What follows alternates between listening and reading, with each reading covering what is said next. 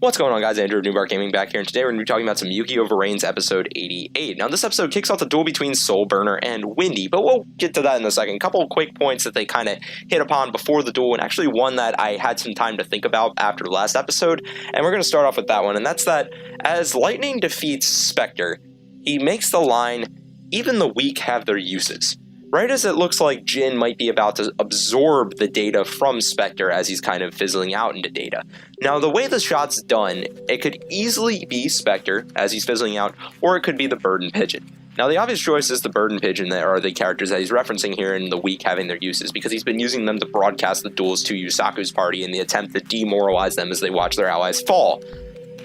But the timing of it almost seems to imply that the writers are trying to give us a subtle hint that who he's referring to here is Spectre. It makes me wonder if maybe he almost intends to use Spectre's data against a character like Revolver. Perhaps he's going to reincarnate Spectre's data or make him somehow controlled by him for someone like Revolver to face someone who he considers an ally and a friend, thus creating a lot of emotional dissonance. If that is the route that they're going to go with the show, I think that would be really neat to watch in action, because A, we get to probably see Spectre duel again, and I love seeing his character duel, and B, it's not very often we get to see a rival or anti-hero type such as Revolver be placed in a situation where they make a moral decision in regards to their friend versus their objective.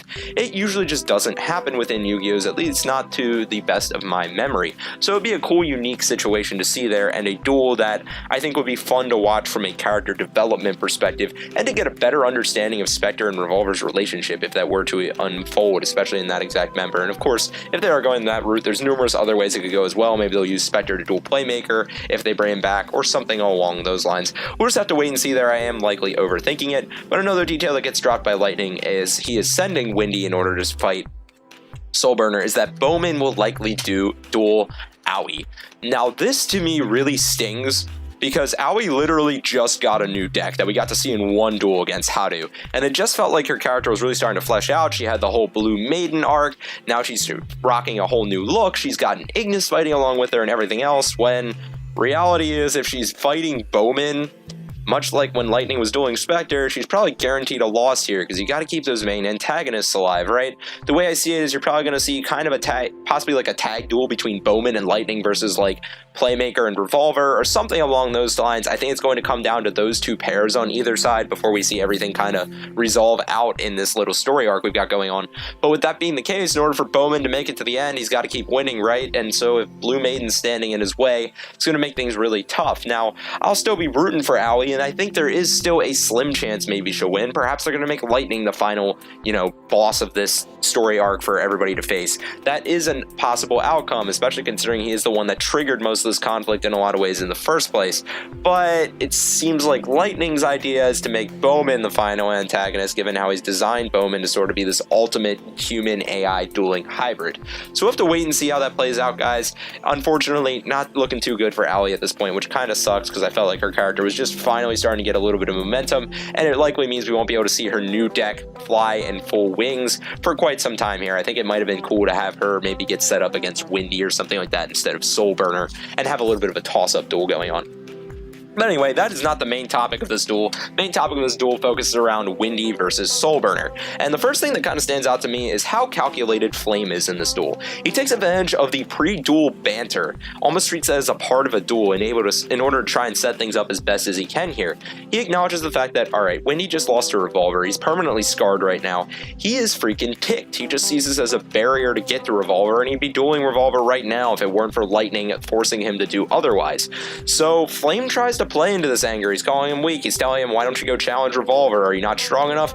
Everything else. And this is very clever. His idea is Windy got angry the first time against Revolver, and that's part of what eventually led to his defeat there. So why not repeat the same tactic and try and egg him on as much as possible?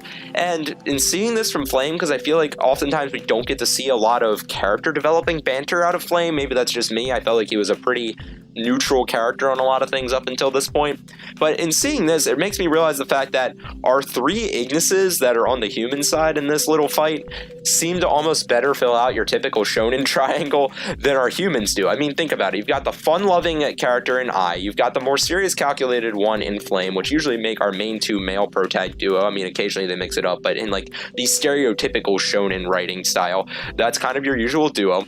And then you've usually got a main female lead who sort of serves to balance them out, keep everything else acting smoothly and occasionally act as a love interest, and I think Aqua fills that role pretty well as well here. Now obviously it's not a perfect fit and everybody's experiences with shonens are different, so depending on which ones you've watched prior, piecing that together may not fit quite as well for you, but in my experience it's kind of odd how well that fits compared to our human triangle, which I guess theoretically would be Yusaku, Soulburner, and Aoi, which doesn't seem to piece together into that typical shonen setup at all, for better or worse. So just kind of a little bit of character analysis there.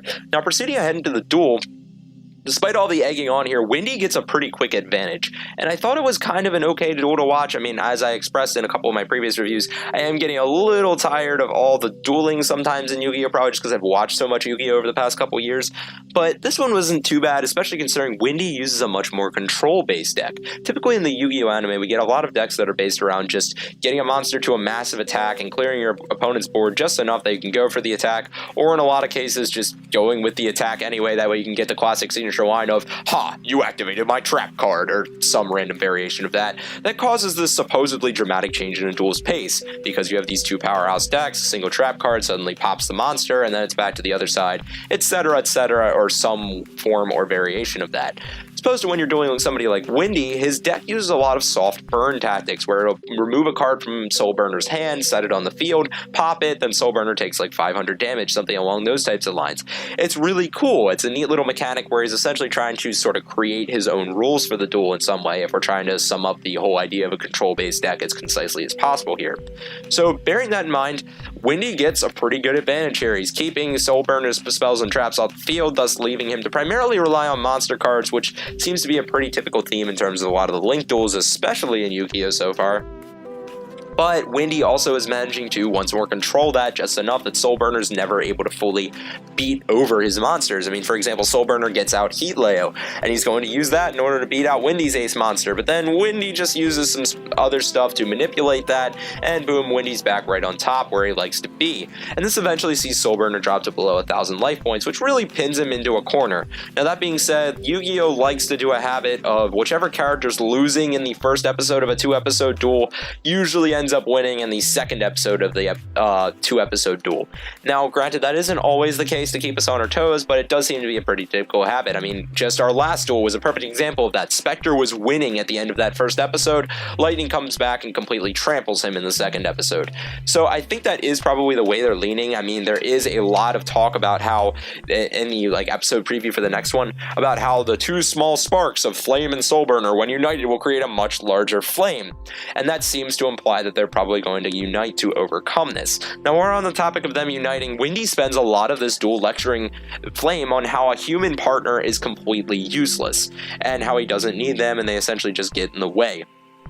This brings up a couple interesting things. Now, the first one is we do get a brief glimpse of what seems to be a face of who Windy's partner actually was, which completely debunks any remaining theories I had about it possibly having been Blood Shepherd. I mean, there was the whole correlation of Blood Shepherd lost his mom in a car crash that could have just as easily have killed him as well. We know Windy claims he killed his partner in a car crash, everything else. But this completely debunks that, and it was a flawed theory to begin with, but still.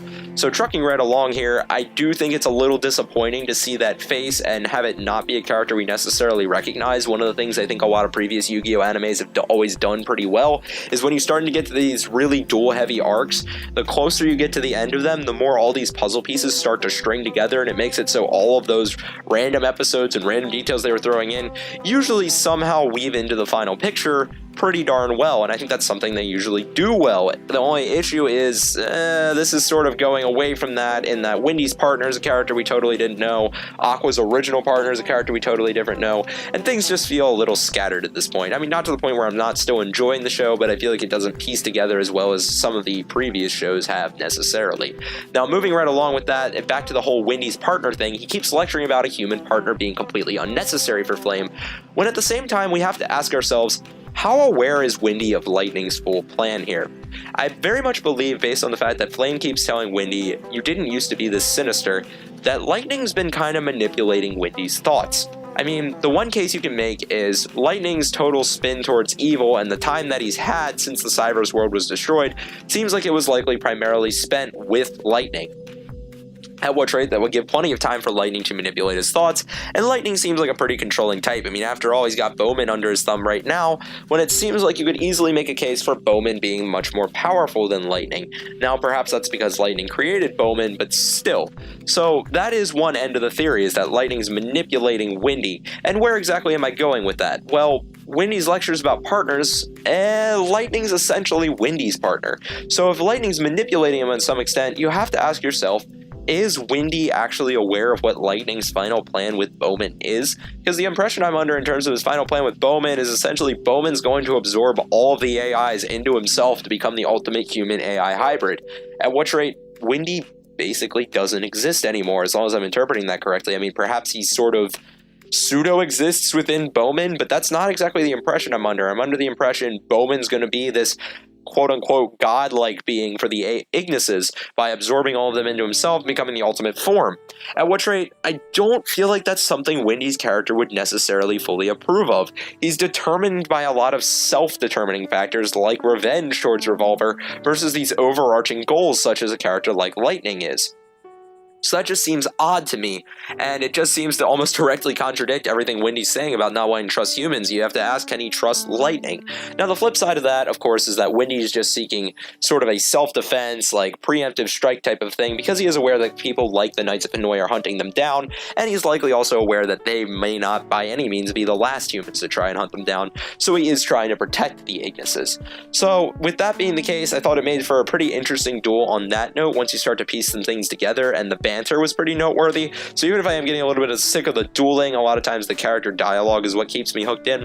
So with all that being said, guys, I thought this was an okay episode. I feel like the last 3 episodes, minus the fact that I like watching Spectre duel, and including the episode actually where Aoi was facing off against Haru, I feel like I've been a little bit of a step down from a lot of the setup episodes we got before that, especially the one where we had like Revolver and Soulburner interact a lot, just because we haven't got as much plot building, but that's usually how Yu-Gi-Oh! Ebbs and flows, so I'm just kind of rolling with it.